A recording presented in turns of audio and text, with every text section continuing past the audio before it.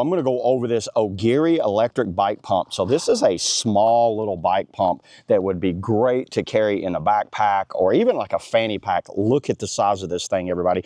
This is absolutely amazing how small and compact they made it. They've got this little kind of sack right here. You get some instructions on how to use it, a USB-C cable, and it looks like kind of like a Schrader to Presta valve attachment, a basketball needle, and a couple other kind of just random attachments just for getting down on it. Because if you want to just run it like this right here, you can run it just like this. If you can fit this into the actual area, all you got to do is hold that on there. Now, I'm not going to use this feature right here, but I do like the fact that they give you that feature right there. I'm going to use the actual screw-on pump like hose right here. So you see the actual look of it.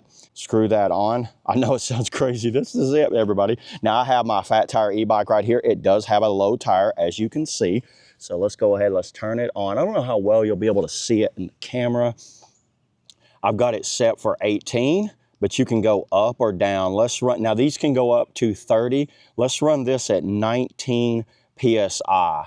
So if you want to change from PSI to bar or whatever, you can go through the different settings by hitting the plus and minus at the same time. But we're just going to stay on PSI. Let's go back down to 19.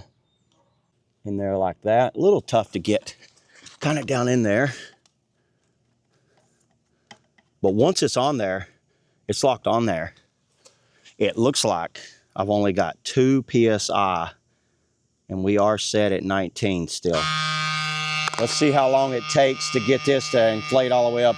It sounds like a little like weed eater engine, this thing going off. This sounds kind of cool. We're already at almost 7 PSI on there. There it is, 7 PSI. It should do an auto stop at 19. Pretty simple to follow all the instructions right there. I don't see any issues with this thing at all. Now you can do the hold it on there using those other attachments. I'm just going to leave these down inside the bag. It's already at 12. So we got about what, 4 more to go? Maybe 5, 6 more to go. 13, 14. We're going to 19, that's right. We'll just let this run out. 15, 4. We'll see if it does an auto stop. I can already tell that's a drastic. This would be awesome if you were stuck somewhere and you just needed a quick air up.